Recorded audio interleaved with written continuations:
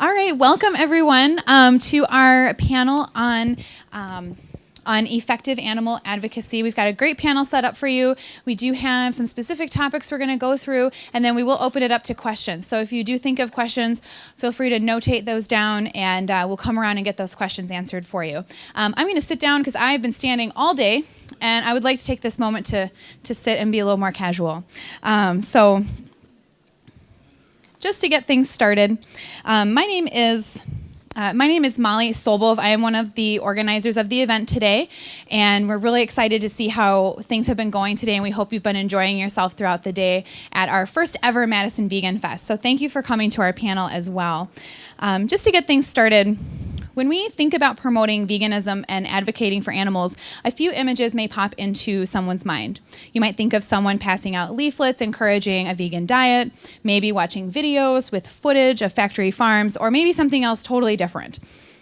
But which of these methods is the most effective? Which helps more animals? Also, what does effective even mean in the context of animal advocacy?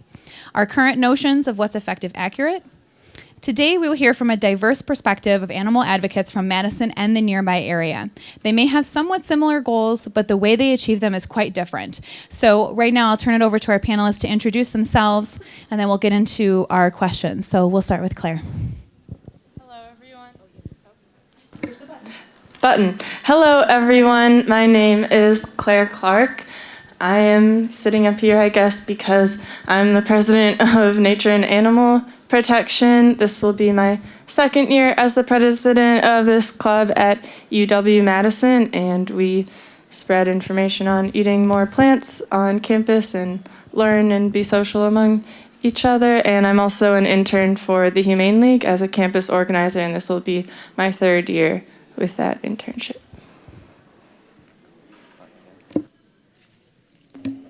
Hey, I'm Jeff. Can people hear me? Is this okay? Cool.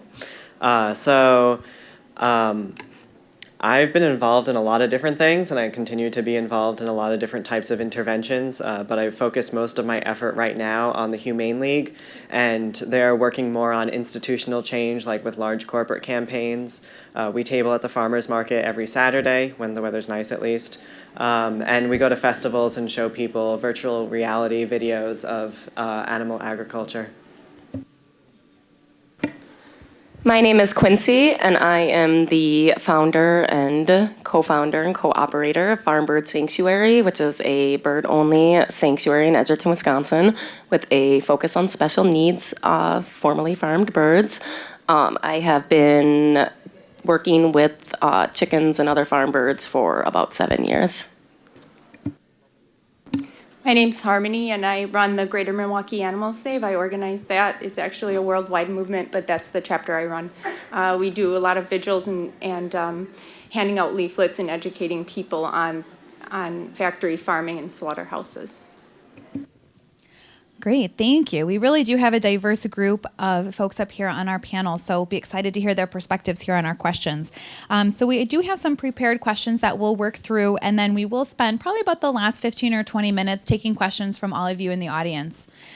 So why don't we get started? I'll kind of introduce each topic a little bit, and then we'll pass it along to our panelists again. So the first section we're going to talk about is the difference between welfare and abolition.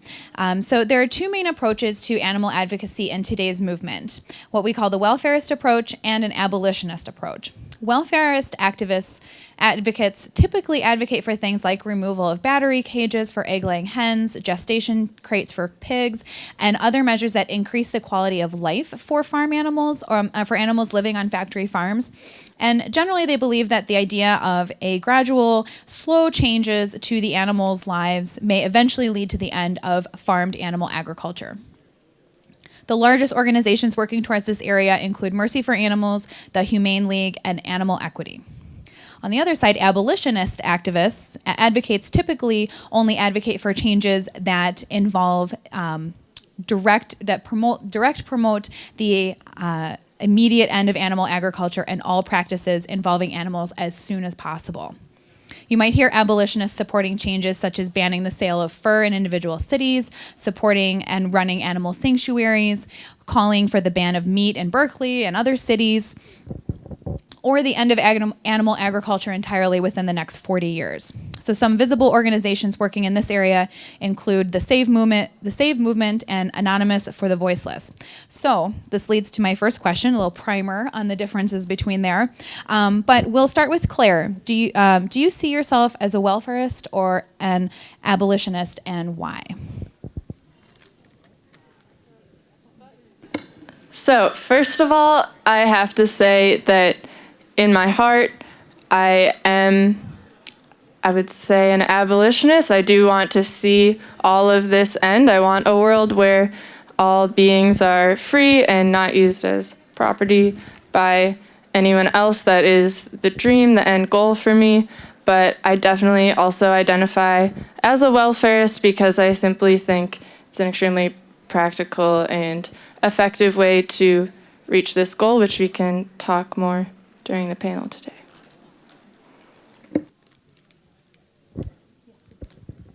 So, my friend Aaron Yarmel over there, hey Aaron, he has a video about the difference between abolitionists and welfares, and he makes the distinction between what a goal is and what campaigns you can have. So I might have an abolitionist goal long term. I don't want there to be any animal use. But one way of getting there is by having welfare campaigns. They're not mutually exclusive in that extent.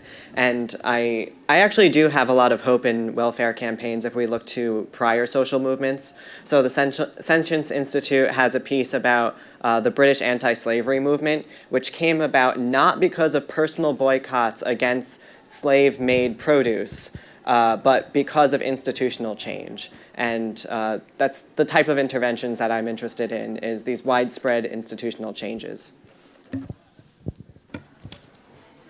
I am an abolitionist through and through. I am within my definition of abolitionism.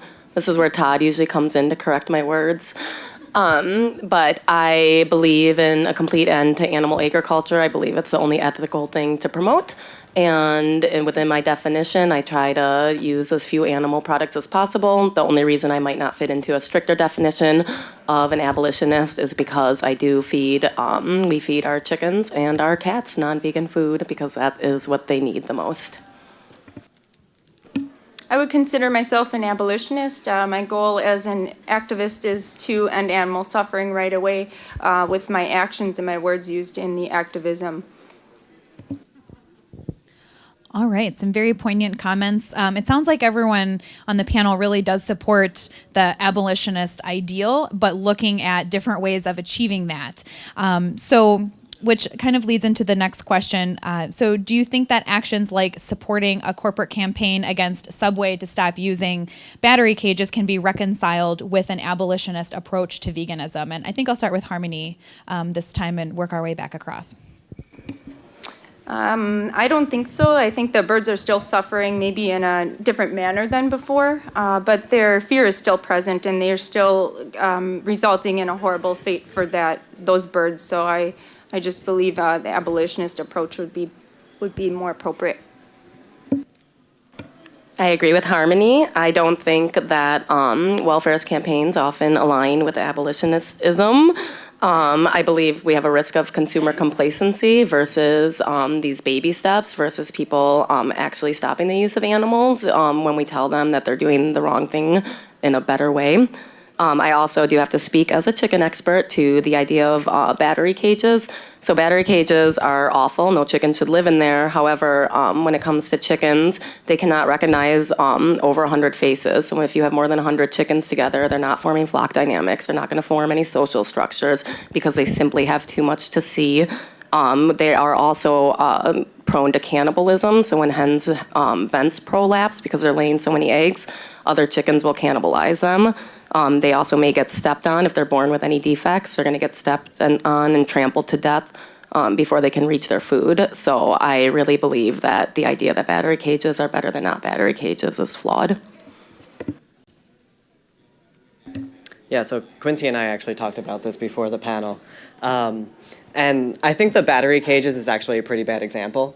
I don't think that these cage-free reforms actually do affect the animals, and I haven't done research on does it change any economic incentives, because economic incentives to me would be like more meaningful today. Like if we could raise the price of these things such that other people aren't going out buying eggs as much, I think that could be a positive. But in terms of like the cage-free, that could have been a mistake made by the organizations that were involved in this. Later, when we learned more about what's actually happening to these chickens, it seems like, yeah, you're right, that it doesn't change their welfare, and in some cases it even makes it worse. And I think that's why we need people like Quincy. Yeah. I would say that I try to incorporate both approaches into my activism. So I think that welfare campaigns are important. I think they are effective at raising prices long term. We aren't seeing this so much yet because a lot of the agreements that companies have made are not to make all of these changes with their machinery and their infrastructure until years from now. So we may still be in the process of seeing the price of animal products rise to where they really deserve to be. Animal products should be quite expensive when you're talking about taking the life of a real living animal. So I think that part of welfare campaigns is extremely important, and it also just is a slower way to expand humanity's moral circle to start considering animals. And I think we also need abolitionist work to make sure that people are realizing that they can't just be complacent with that either. So I think we need both approaches going at the same time, which is what my student org tries to do in our events. Yeah, so I know I'm learning a lot, and I definitely know that your dollar talks. So if we're not purchasing these products, there's going to be hopefully kind of moving towards the direction of ridding them altogether. So kind of going off of what Claire just sort of ended with kind of mixing both of them, we'll just kind of ask directly, do you think that more people should be doing welfarist work, like supporting the Humane League's McDonald's campaign or the Subway campaign, or that more people should be doing abolitionist work, like participating in the Cubes of Truth with Anonymous for the Voiceless? And those are just two examples of things going on now. So if you have other examples to share, please do. But, just what do you think if the people in the audience are trying to figure out where do I fit, what should I work towards, what would be a good place for them to start?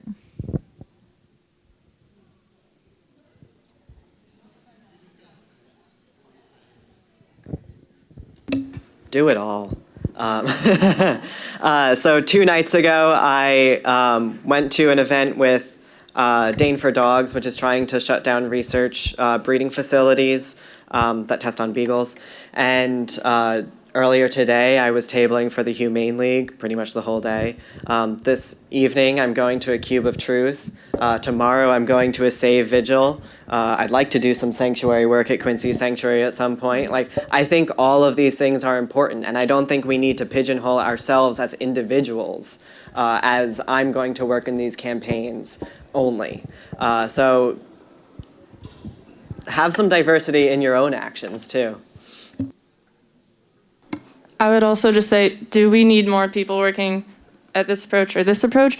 We just need more people working for animals, and we need more money. So I think when you look at who we're up against, the corporations abusing these animals have many, many, many billions more dollars than we do. So we just need more people. So just do the work. If you're doing more abolitionist work, you might be more likely to create new vegan activists, which will grow our numbers. But doing welfarist work, I think, can also grow our numbers because it's just a wider umbrella of people that will care about something like cage-free eggs rather than eating no eggs. So I think both are important to growing numbers in the movement and support for it and money and donations. I believe people generally are most effective at the things that they want to do. So I think that I don't think I should be telling people how they have to do their activism. I think whatever you want to do in terms of animal activism is wonderful. I do have to put in a plug for a different form of activism, however, and would love to see an increase and a more accepted as being activism, animal caretaking. I really believe that animal caretaking is what's going to shift the world, showing these animals as our companions and our family as opposed to just food or farmed animals really makes a connection with many, many people that we can't get without them. And I truly believe that animals have their own voices. All of ours have their own personalities. Half of this room knows Ruben. Half of this room knows that Ruben would rather be in this room right now than amongst a bunch of chickens. And so they have very distinct personalities. I tried to get him here, but they wouldn't let me. She did try. I tried to register him as an emotional support animal. I tried. tried it all. So I believe that connecting non-humans with humans is a very effective method and a really important one to achieving complete animal liberation.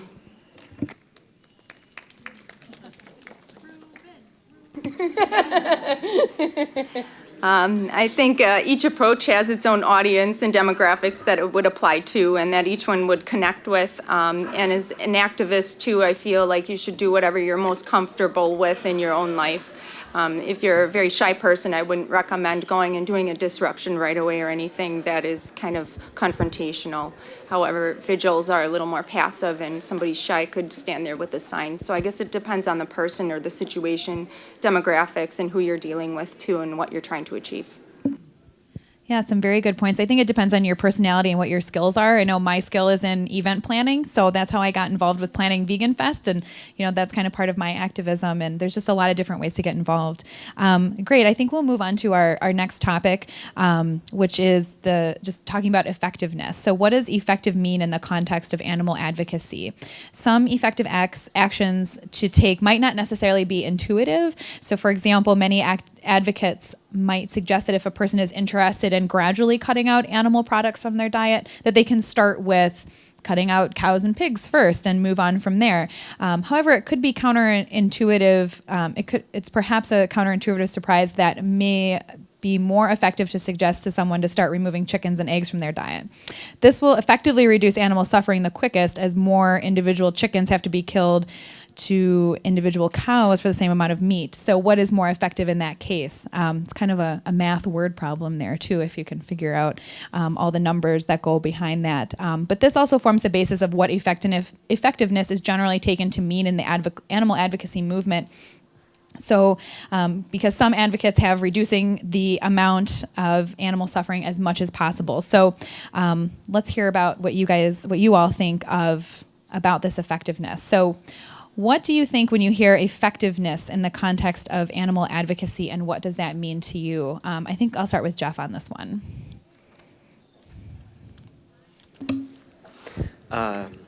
So lately there's been a trend toward measuring effectiveness in terms of does it actually affect animals. And this is as opposed to prior metrics in terms of does it actually affect what people are eating. And I think that's where a lot of these more specific welfare campaigns are coming from. Yeah, that's kind of what I focus on for effectiveness. Mm-hmm. Claire? I would say, again, to remind everyone how much money and power we're fighting against. So I think anything effective is it growing the circle of people who care about this cause? So are we getting just more people to care about animals, and are we getting closer to that world where everyone sees them as equal?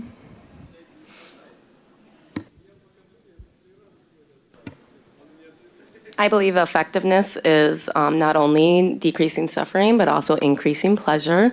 One way that we can increase pleasure, I bet you guys don't know what I'm going to say. We can rescue animals. And say we need to keep this PG. Yeah. So I believe that rescuing animals, every single day I get to see 29 lives that have increased pleasure because of my direct contribution, and that makes me feel great. So I think that's an important part. I also think that challenging speciesism is a really effective method and something that we really need to be doing. And guess how I do that, you guys? I bring chickens with me everywhere I go. And I think that introducing these individuals as the individuals they are really helps combat speciesism. When we take chickens to the vet, when we show this medical care that you would expect a dog or a cat to receive, we're really changing minds and challenging speciesism. Effectivist to me means, did we wake anyone up to the cruel nature of society's farming habits? Do they know the truth? If you can't force people to change, my job is to kind of inform so they do know and make their own decisions upon that. Great, some really good points about what can be effective. Do you think that there are any actions people should not be taking? Are there things that people are doing that are actually somewhat ineffective? I'll let whoever would like to start on this one jump in. Doing something before you do your research. So do your research before you start on a campaign. I know sometimes I feel like I'm not fully prepared to launch into a debate with someone who's decided to make it their goal to prove that I'm wrong, and I'm maybe not as educated as I should be. I just know I'm not eating honey because the bees are making it and they must want it for something. It's not my business, but I'm not educated enough and I feel at a loss of that. And I do usually admit it to the person. So is that wrong? Is there something better I could do when those types of conversations come up?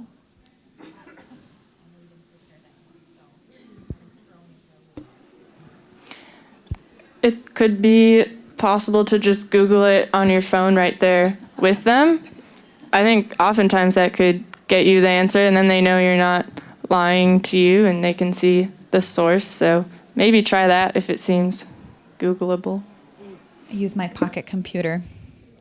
Does anyone else have a comment for what people should not be doing or doing that is ineffective? Harmony? I feel that each form of advocacy affects different crowds. I do believe that actions in activism should be appropriate for the venue they are held near or in. Invasive or forceful activism elicits bad responses. Sometimes it may touch one or two, but everybody else is kind of set back or further. While this may be an effective method in terms of different definitions of effective, I think there is one very ethically wrong method to take that we see happening a lot, and that is oppressing humans to make a point or aiding in human oppression to make a point. We see this in huge campaigns that use sexism and misogyny to anti-fur. We see generally, these speakers that are being paid to speak at fests are prominent white men that sometimes use racism, sexism, transphobia in their language. And we have to remember that humans are animals as well and deserving of the exact same moral consideration that non-human animals are. And I believe that by using an oppressed group's imagery or an oppressed group's history to make a point about animal agriculture is racist and wrong, and I think it should absolutely not be done. And in order to reach humans, we have to be very, very vigilant and active to make sure we're not aiding in their oppression.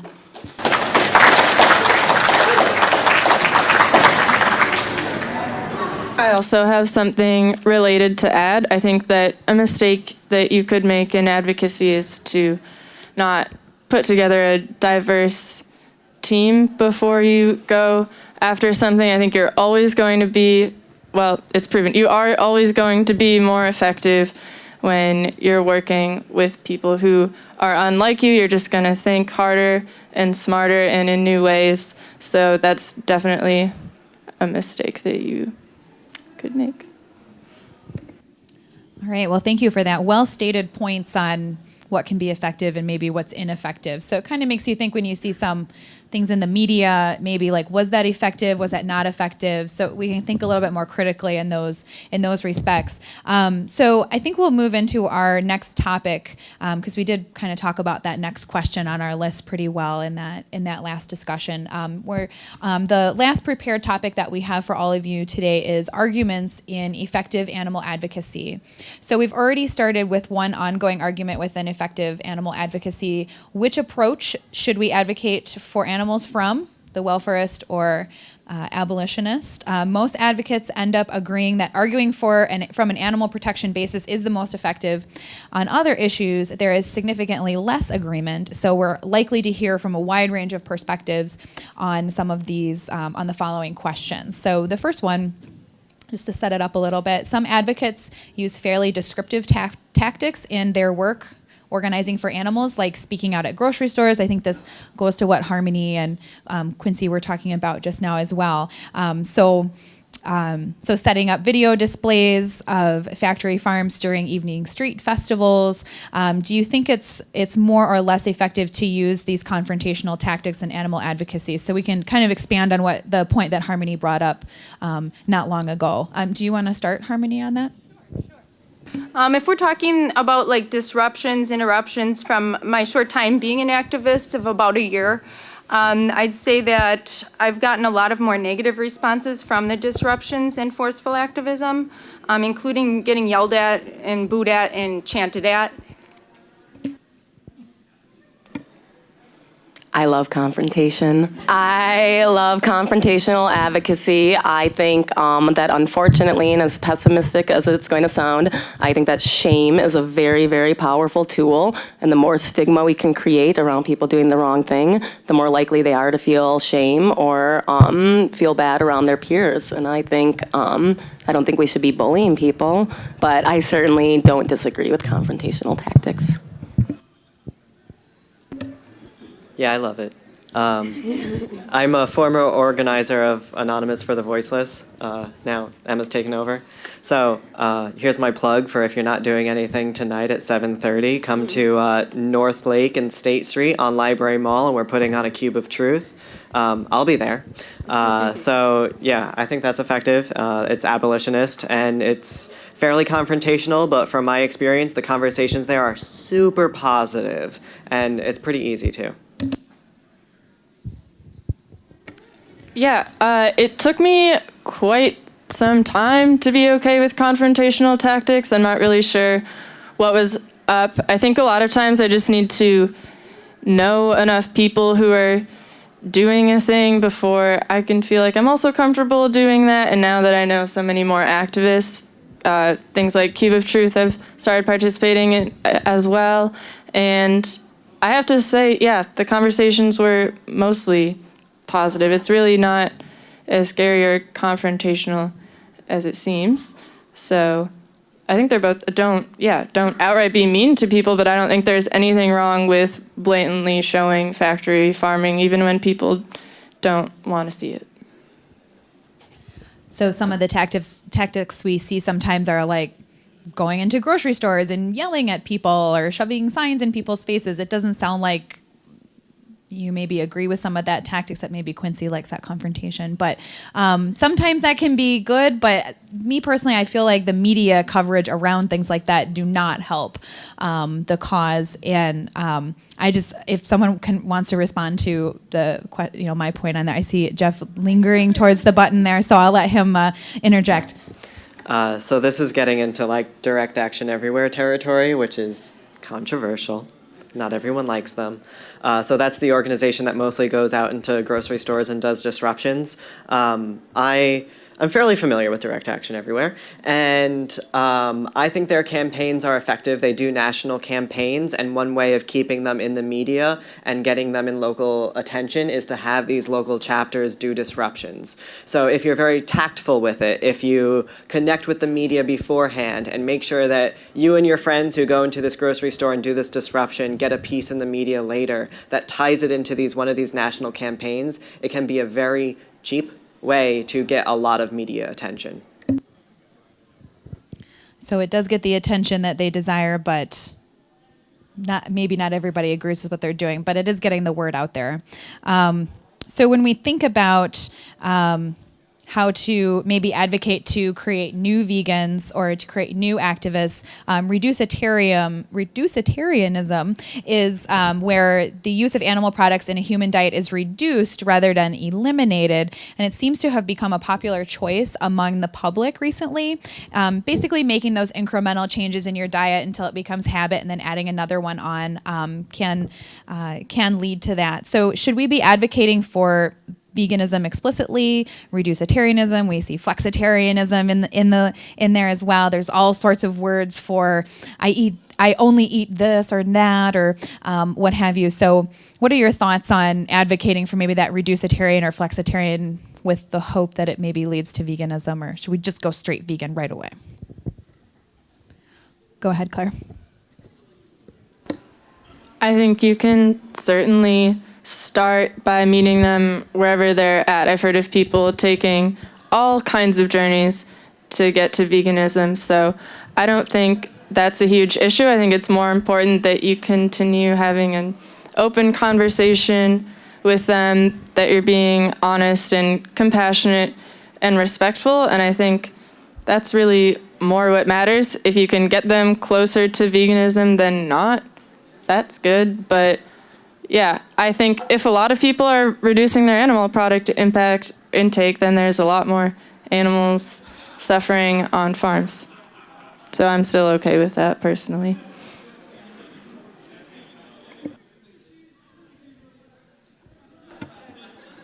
Veganism explicitly. Would you care to expand on that at all, Quincy? My family is no one's food. I'm not going to talk about my family like their food. I'm not going to talk about anything that comes out of them like their food. I'm not going to talk about anything that comes off of them as clothing. Excellent. Harmony.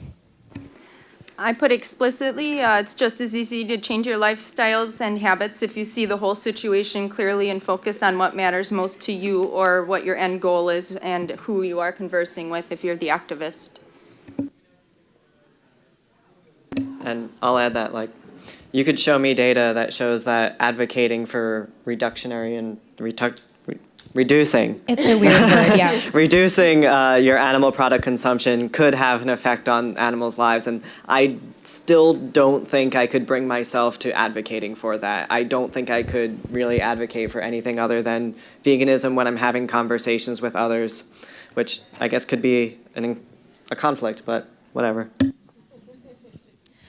Right, sometimes you have to meet the person where they are, but on the other hand, I always say, I don't eat anything that had a mother or a face. And people kind of laugh at that, but I think it gets the point home that, like, we're not talking about, just, reducing the diet down. It's really like, no, this is what I do. I don't eat animals.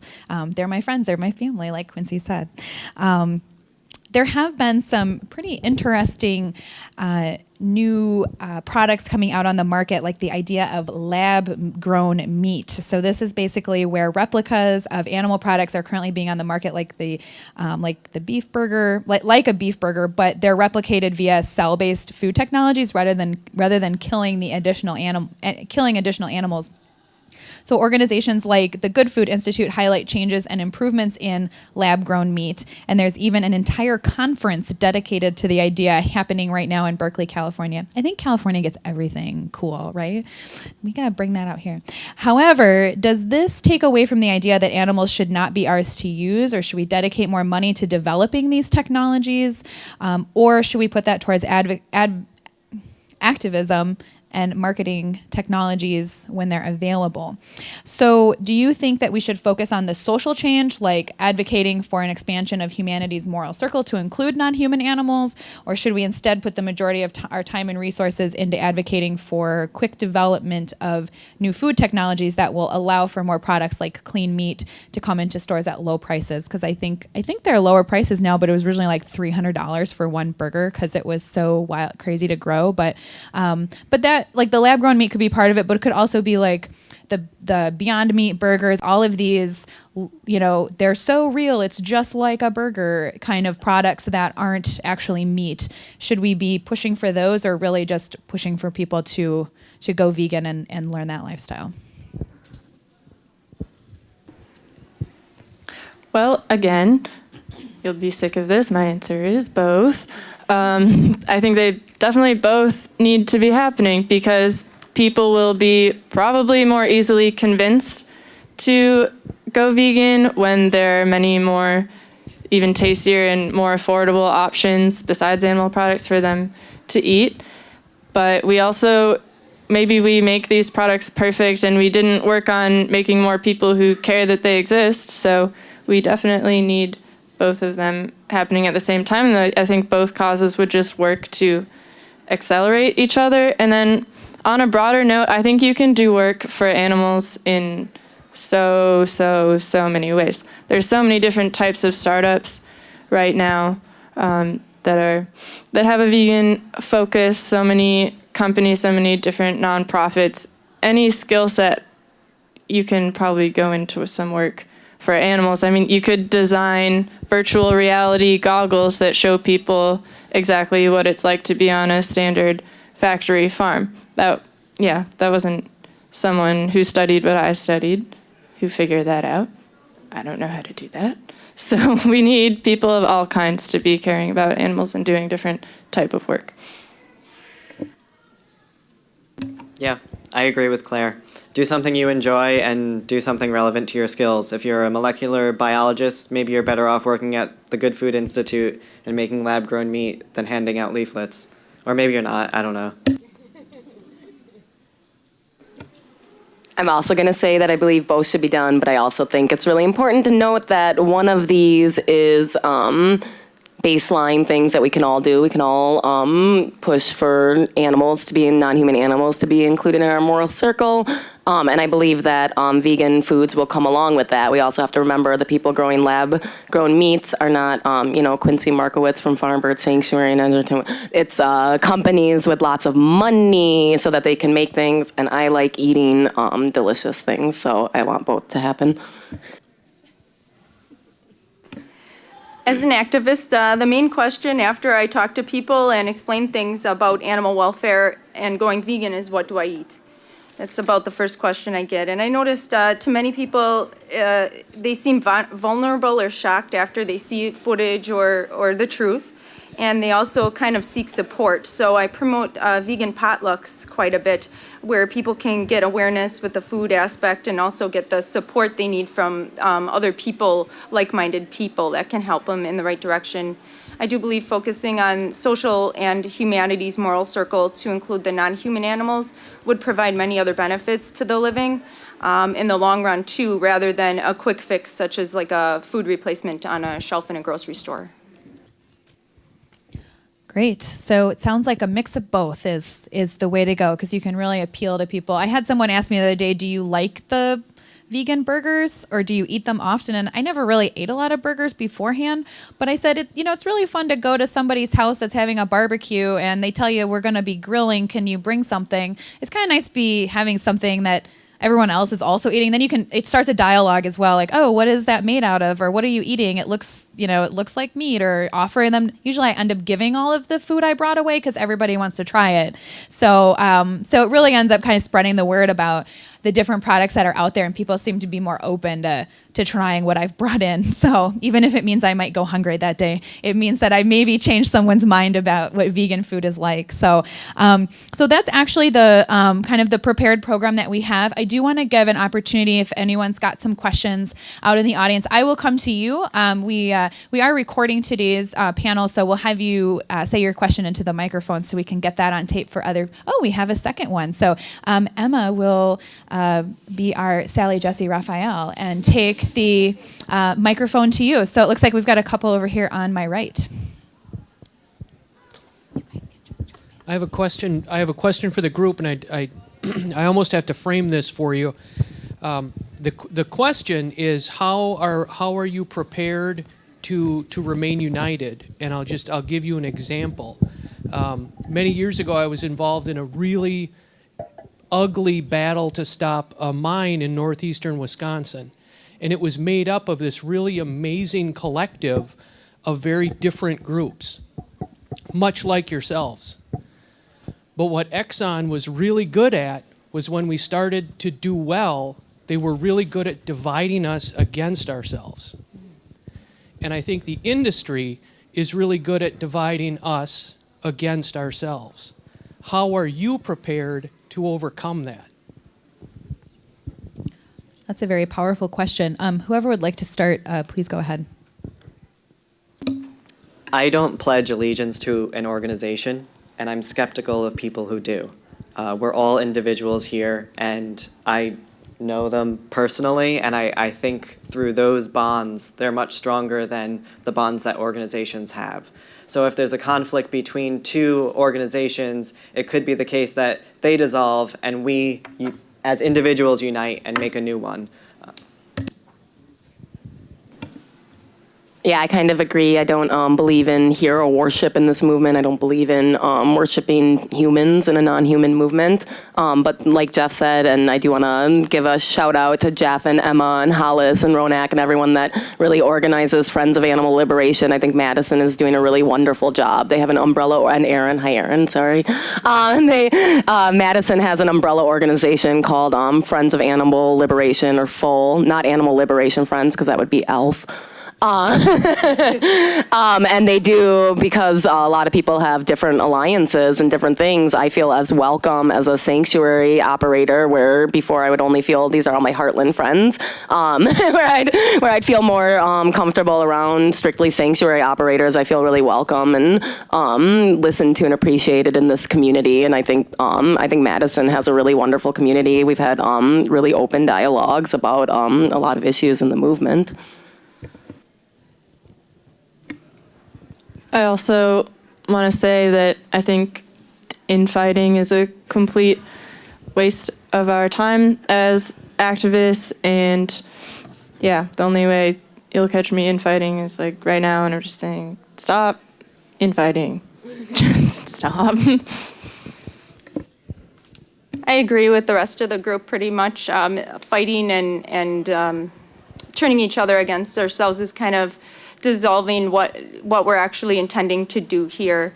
So a lot of us see past that, and we see that our end goal is saving animals, or for whatever reason, whatever route we take to get there, we realize that others differ from us and they have to use other techniques, or we can, like Jeff said, we can also come up with a new solution between the two groups or various groups.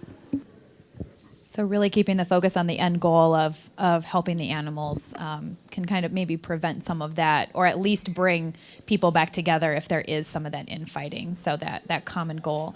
I know we had another question over here on the right side, so we'll pass it on to that next question. And thank you for the first question. Yes. So I have a question more directed towards Quincy because of your experience.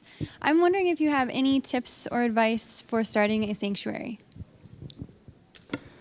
Don't do it. Don't do it. That's my advice. I think that starting a micro sanctuary is the best first step. So I believe that rescuing just a few individuals within your means. Donations are not going to pour in. Todd and I both work full time in order to support our sanctuary, which is primarily self-supported. So I really believe in that. I believe in doing research. I believe in keeping your species and your numbers small. You can't jump into 11 species right away.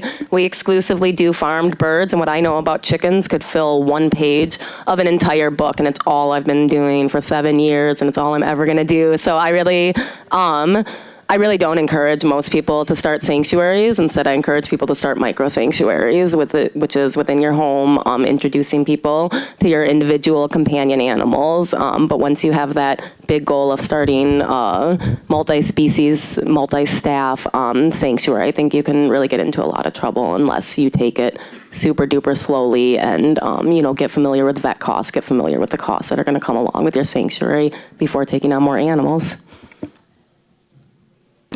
If I wanted to start a micro sanctuary, is there a website I can go to get more information?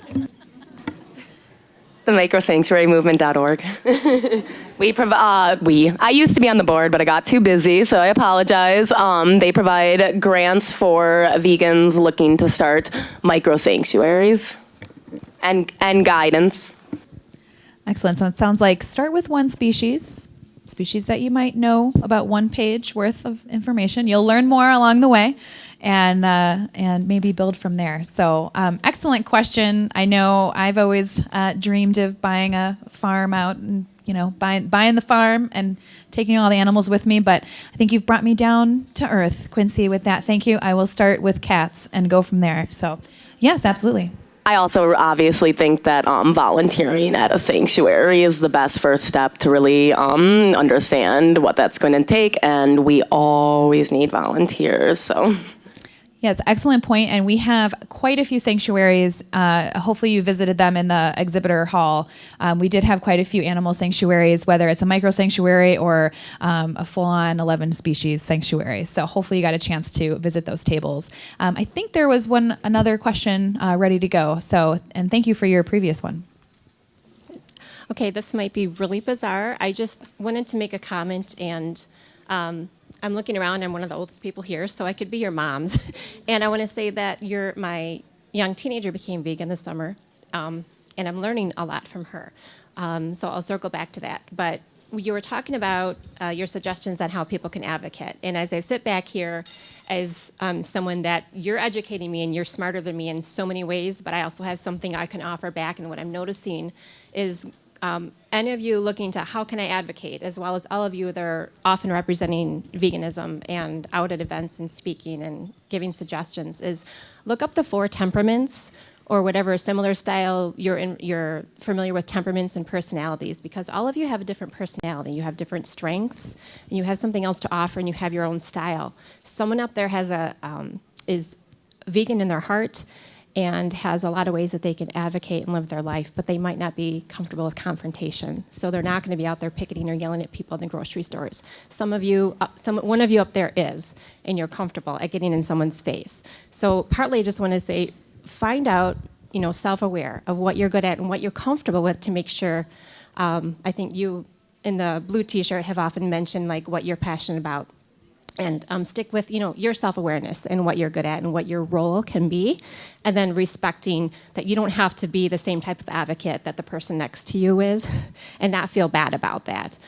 So I just kind of wanted to offer that as you suggest to others about how to advocate. It's not your way. It's personal to that person's temperament and what their strength is and what they can offer. And if nothing else, if you're a more quiet personality, you don't want to conflict and you're not sure what to do, in the Christian community, something that we often say is sometimes your life is the only Bible someone will ever read. So really what that means is you might not be able to preach, you might not have someone that might not look up the information or read up on it themselves, but the way that they see you living your life is your way that you can advocate as well. So I just want to just thank you as, the next generation is coming up, that you're helping, you're making a difference. Does anyone want to comment? Thank you very much for your input. It's very much appreciated.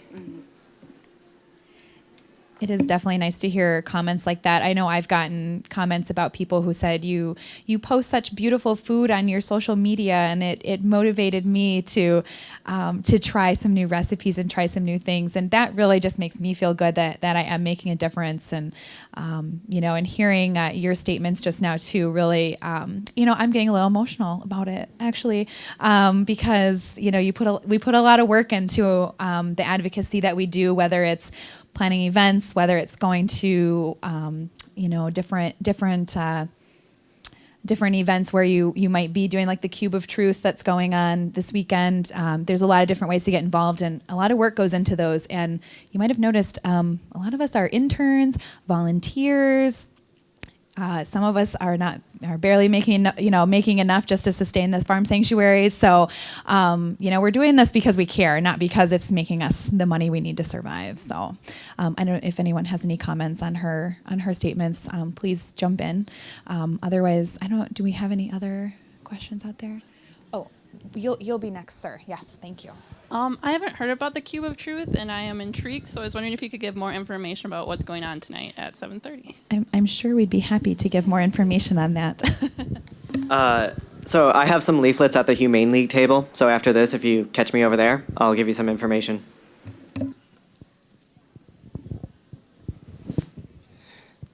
There was 2 questions. One was activism that maybe we shouldn't do, and picking something that would get you sidelined, like arrested and sent to prison.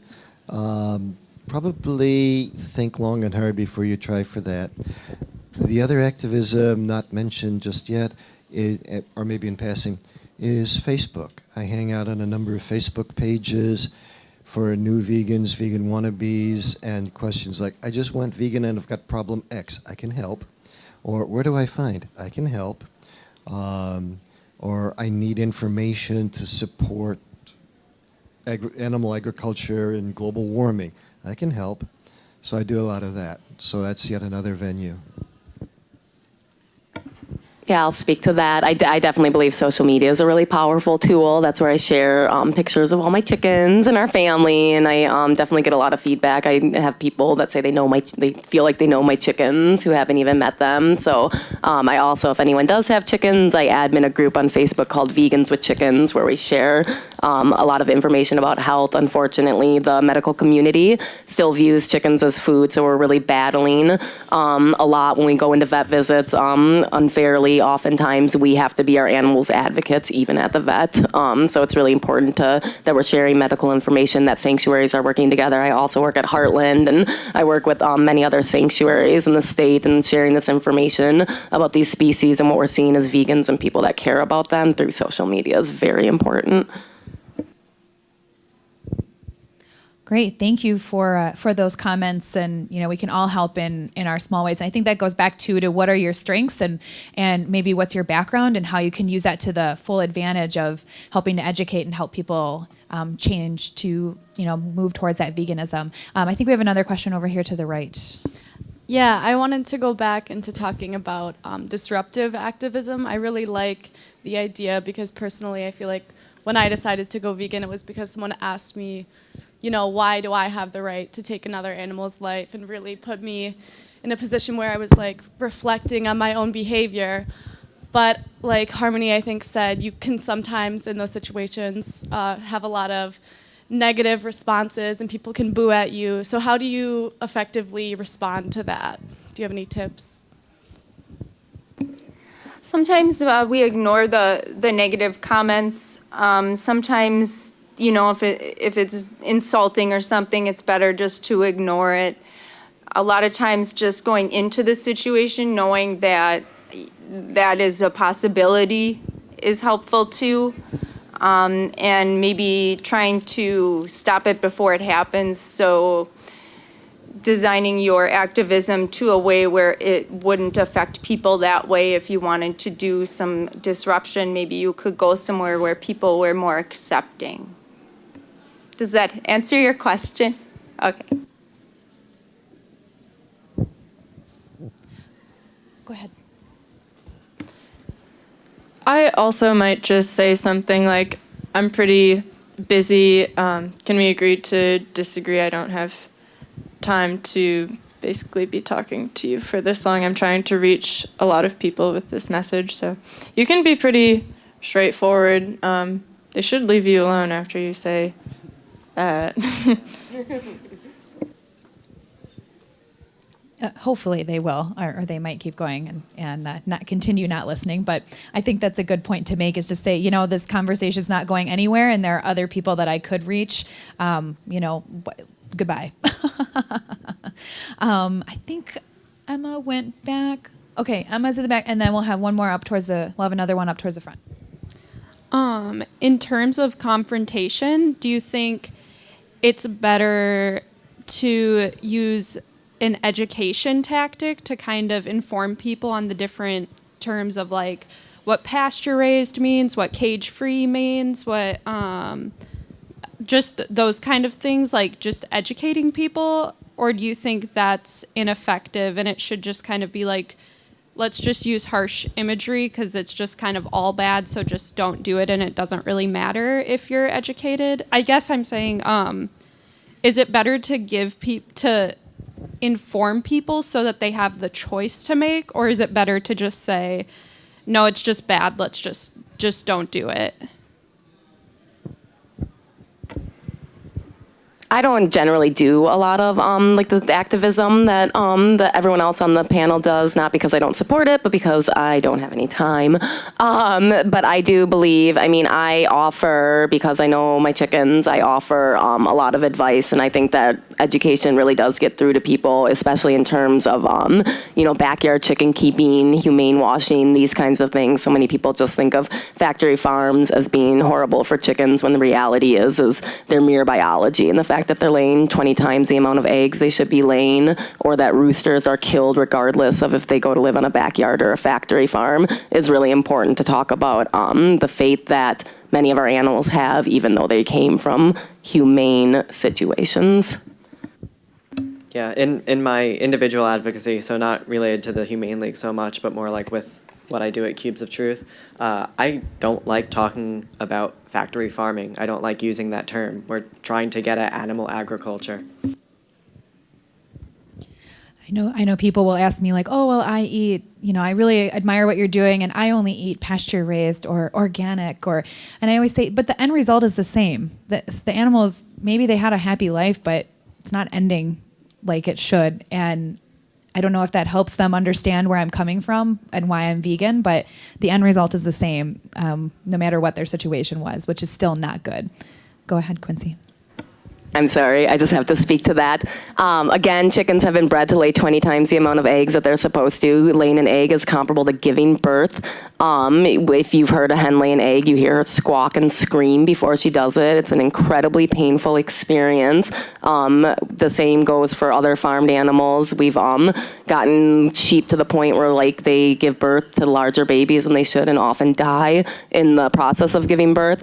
There is no happy life for anyone that's being exploited. Thank you for that point, Quincy. I think we have at least 2 more questions, and then we'll check the time. We'll have Aaron go next, and then you ma'am, up in the second row. Cool. So my question is about, do you find the terms abolitionist and welfarist helpful for thinking about your own activism? Because I think that there are a lot of costs, especially for things like infighting, where I've had conversations with people, and we end up fighting because, like I say, I'm an abolitionist, they say they're a welfarist, but we actually have exactly the same view. We're just using the different words to describe it. So I'm wondering, do you find these terms helpful for your own activism, for thinking about yourself, and for engaging with others? No. I actually had a conversation with someone last year at Animal Charity Evaluators Research Workshop weekend, Stephen Rook, who works at Mercy for Animals, and I started that conversation, about abolitionists and welfarism, and he looked at me and he said, "I thought we stopped talking about that in 2013." So yeah, I thought we stopped talking about that in 2013, and I don't think I've met anyone who self-identifies as a welfarist. So for what that's worth. And we're talking about it today, so I'm glad you were very open-minded to discuss it with us. Does anyone else want to comment on Aaron's question? Claire? I guess I still find the terms useful, but then I'm quick to say that I don't really like to use those labels for myself, but I still get into that discussion and debate a lot since I do work for the Humane League, which it does a lot of focus on corporate campaigns, which are very welfarist. So yeah, I end up using the terms quite a bit, but I wouldn't identify as either one. I also am just wondering, I had an iced coffee before I got on here, and my head is still like shaking. So I don't know if you've been able to tell, but my head's been like, it feels like that. It's not cool. I just had one too, Claire, and I kind of feel that way as well, but I don't think our heads are shaking like the way we feel, so I think we're all right. I kind of agree that I think abolitionist is a pretty stringent definition, and there can be many different definitions, either completely abolishing, working for the abolitionism of animals. So I definitely think that using this kind of language can be difficult when we could just say that we're all vegans and we all believe that animals' lives are their rights. Yes, absolutely. Okay, so I think we have time for our last question, and we have 2 more questions, and then it is getting close to the time, so we'll go ahead with yours next. Regarding abolitionists versus welfarists, I just want to make a comment. Know your audience. Like, I come from a tiny, tiny farming community in northern Wisconsin. If I go into Hardee's and want to do a disruption, I will be shot. So, kind of know your audience, know what you can and can't do. I went and protested the circus on a whim. Now, I don't a single issue campaign. I kind of got to be in my bonnet, and I went and I protested the circus. 6 years later, I run the protest. I'm vegan. I got quite a few vegan family members, and I'm involved in a whole bunch of things. So when I went there, I was not interested in even cutting out meat. I went there with my leather purse. I was kind of I'm embarrassed to say, I was kind of a defiant jerk. And I met two very kind and nice patient vegans who answered my really stupid questions. And, just kind of like things started clicking with me. So know your audience. I mean, you don't know. You may meet somebody and have a really good impression on them, and then 5 years later, they're doing amazing work. So I just kind of wanted to just put that out there. Rock and roll, girl. That sounds awesome. Yeah. Heidi forgot to mention another form of activism she does, which is she stumbled upon 2 dumped roosters, and she now has a rooster and 4 hens. So Heidi has come a long way, and she also engages in the form of activism I do, and I'm really proud of you. That is awesome. I think we'll have Heidi on our panel next year. And we have time for one more question, which is already taken up, so we'll see what time it is. I had a question. Do you think that there's any forms of activism, like you said, do what you can, that have a negative or no effect at all? Because I feel like a lot of things, like if you, like my mother said, if we would go into somewhere, we actually probably would, because a very small rural community. And a lot of people, I think when they do the jump scare sort of thing where they put signs in your face, they think, oh my God, all vegans are terrorists. Yeah.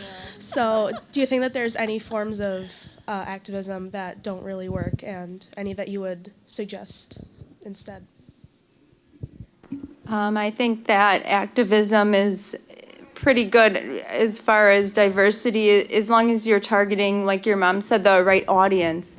If you're knowing where you're going and who you're dealing with, the crowd and the audience, the demographics, and your end goal, what you want to achieve with this, then yeah.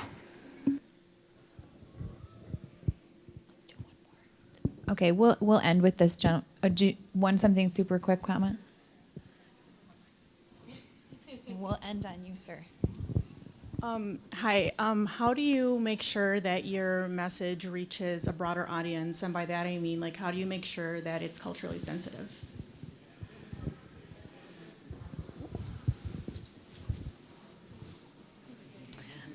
They're all thinking. I'm open to criticism from anything that I may say, and I invite criticism for anything that I may say that is culturally insensitive or anything like that. And we engage in regular conversations I have with a lot of people in this room on ways that we're going to combat human oppression while simultaneously combating animal oppression, because all oppression is linked in, and there's really no point in doing one and not the other. There might be times where you have to do things alone, but it's better to do things with a diverse group. So I know, like Claire, Nature and Animal Protection, they have a pretty diverse board. Friends of Animal Liberation, we get a bunch of different people in the room, a bunch of different ideas, and I think that definitely helps with that issue. Definitely something to always strive to be better at. Great. Okay, we'll wrap up with you up here. You were using the terms reducitarian, flexitarian, vegetarian. Anybody who claims that they are, that's a wonderful start. So long as you're headed as fast as you can towards veganism is wonderful. I can help you with that. I've got pamphlets, I've got websites, I've got time to shut up. A good way to wrap up in that there are options out there. So it's one thing, get started with what's doable for you. And we've got pamphlets over here right now, just for you. Everyone, you get a pamphlet, and you get a pamphlet, and you all get everything. So. Know about the Cube of Truth that's happening tonight? I have information about that. And if you are more interested in the Humane League kind of stuff, that's on the back. So come to me. I'll give you a leaflet. All right. So many questions today. I'm really excited to see that everyone in the audience had such great and poignant questions, and I think we have a great dialogue going to this afternoon for animal advocacy and effective animal advocacy from a very diverse group of backgrounds. And thank you so much, panel. If we could thank our panel for spending their last hour of the fest with us. And I think they look just as excited as you guys. So we're so happy to have you, and we appreciate you taking the time out to prepare for this panel and also participate and take the questions from the audience. And thank you all, audience, for coming. This was our first first Madison Vegan Fest, and I am just so pleased at how everything turned out today. So. Thank you all for coming. It is after 5, so we want to let you guys kind of breeze through. Some of the exhibitors, they are going to be taking down their booths now, but I'm sure if you sneak in, they'd be happy. I think Action for Animals was going to be the last ones out because they have so much stuff. So feel free to scoot over there as quick as you can. Thank you, everyone.